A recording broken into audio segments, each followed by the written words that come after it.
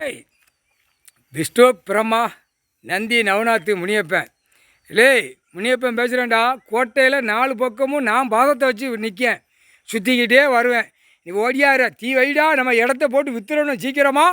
நமக்கு செலவுக்கு இல்லை, உள்ளே தூக்கி வச்சிருவோம். செயலறைக்கு நம்ம போகணும், பணம் வேணும், பொண்டாட்டியை காப்பாற்றணும், பிள்ளையை காப்பாற்றணும்னு ஓடியார். அந்த இடத்த விற்றுத்தான் நீ ஆட்டணுமாடா கணக்கு. நான் உட்காந்து நீ எங்கெங்கே போகிற எங்கெங்கே வர இந்த பத்திரம் போட்ட இப்போ விற்க ஆடுறவன் கரையில் நிற்கான்.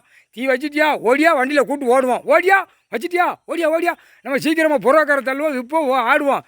இலே கண்டார ஒளிமனை உச்சியில் உட்காந்துருக்காரா முட்டாப்பேல. கரையிலே வரான், கரை வழியே கீழே இறங்க தான் ஆட்டிக்கிட்டு போகிறான். இல்லை எல்லாம் டயம் 6 மணி ஆனாலும் உள்ளே பூரா பவர் ஏறிக்கிட்டே இருக்கும். என்ன பவர் ஏறும்? ரத்தமாக கக்கி சாவுற ஒன்று கைலாசத்தில் பார்த்தியா? ஆமாம், ஐயா பவர் ஏற்றிக்கிட்டு இருக்காரு. காய்ச்சல் பார்த்தோன்னே முழித்தோடனே வீட்டில் மஞ்சள் பீயா எடுத்து விட்ருவார். மற்ற ஆஸ்பத்திரியில் போய் ஒருத்தர் அறுக்க விட்ருவார். அந்த மாதிரி அறுக்க விட்ருவார்.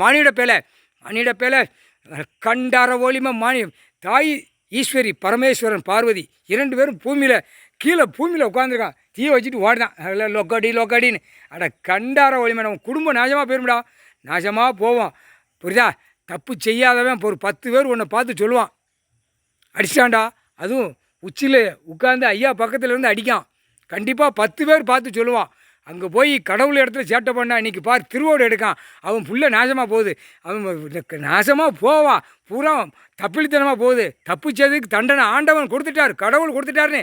அப்போ தாண்டா நாக்கை வெளியே விட்டு ஒரு 10 பேர் உழைச்சி சாப்பிடுதான் பாரு, அவன் தான் சொல்லுவான். மிச்ச திருட்டு ஆணும் பெண்ணும் நாசமாக போகிற இதெல்லாம் பேசாது. முக்கால் சத்தியம்டா.